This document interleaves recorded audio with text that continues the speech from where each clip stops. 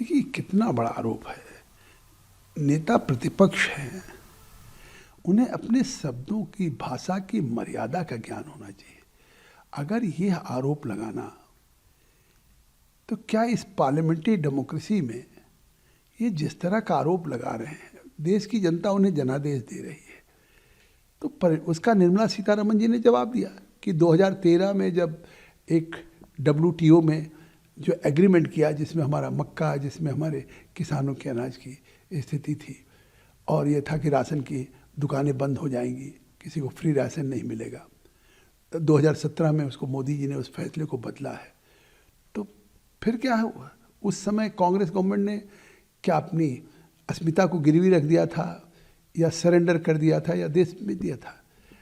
या फिर सरमल शेख में जो फैसला कांग्रेस यूपी की सरकार ने लिया था। तो इस तरह से वो सदन में नेता प्रतिपक्ष हैं, कम से कम सरकार की चाहे जितनी आलोचना करें, लेकिन जिस तरह का आरोप लगाना, जिस तरह क्या मतलब बिना किसी तथ्यों के देश को गुमराह करना, और मुझे लगता है कि कल भी जिस तरीके से कह रहे थे उसका निर्मला सीतारमण ने जवाब दिया है। और मुझे लगता है कि इसमें क्या सच्चाई नहीं कि बजट की स्पीच थी? क्या ये सच्चाई नहीं कि India is becoming one of the fastest growing economy at the rate of 7.2%, physical deficit 4.3% हुआ, जो मतलब इन्फ्लेशन 10% से ऊपर रहता था, डबल डिजिट में, आज 1.7%। महंगाई कम हुई है, दुनिया में चौथी अर्थव्यवस्था बन चुकी है। ये सच्चाई को अगर वो किसी सबूत के आधार पे कहे नहीं ये नहीं है उपलब्धियां, तो इस पे कह नहीं सकते। देश की उपलब्धियों का ब्यौरा तो दुनिया के सामने है कि भारत ने कोविड के बावजूद जिस तरह से अपनी अर्थव्यवस्था को दुनिया में 11वें पायदान से चौथे पायदान पे लेके आए हैं।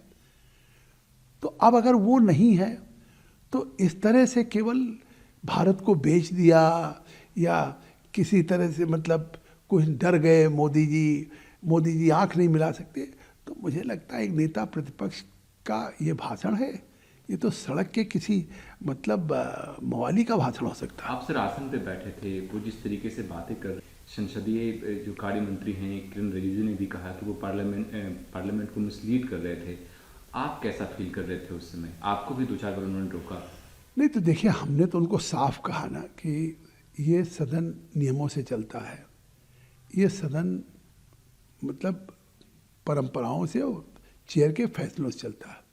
आप हमसे बार बार प्रॉमिस कर रहे हैं कि जो इस सदन का सदस्य नहीं है, या जिसके कोई वो नहीं है, आप उसका नाम, या जिस तरह से आप आरोप लगा रहे हैं उस तरीके से कह रहे हैं, और जिस तरीके से चीज़ों को रिपीट कर रहे हैं, तो आखिर उस सदन के पे अगर आप नेता प्रतिपक्ष हैं तो लोगों को गुमराह करने के लिए एक तरह से दुरुपयोग कर रहे हैं। तो अब अगर ये केवल एक सेंसेशनल या इस तरीके से एक आरोप लगा करके, तो बहुत दिन तक वो बात चलती नहीं। जिस तरह से देश में इतने कानून थे जिसका कोई लाभ श्रमिकों को नहीं मिलता था, नरेंद्र मोदी की सरकार ने उन सारे कानूनों को कोडिफाई करके केवल 4 कानून बनाया। उससे आज श्रमिकों के हितों की रक्षा, श्रमिकों के भविष्य निधि की रक्षा, श्रमिकों की सोशल सिक्योरिटी की रक्षा, यहाँ तक जो अनस्किल्ड लेबर हैं उनकी भी सोशल सिक्योरिटी, उनकी भी रक्षा, जो मथाड़ी हैं, रेलवे माल गोदाम के श्रमिक संघ हैं, या ऐसे जो अनस्किल्ड खेतों में, पहली बार मोदी की सरकार उन अकुशल श्रमिकों के भी हितों की रक्षा कर रहे हैं।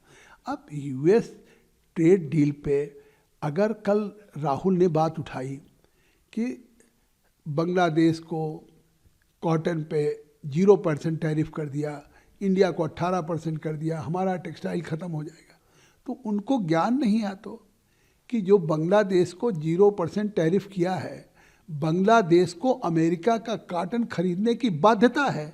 हमने वो शर्त नहीं मानी, हम अपने यहाँ के कॉटन ग्रोवर्स के किसानों के हितों की रक्षा के लिए नहीं किया है, इसलिए हमारे है।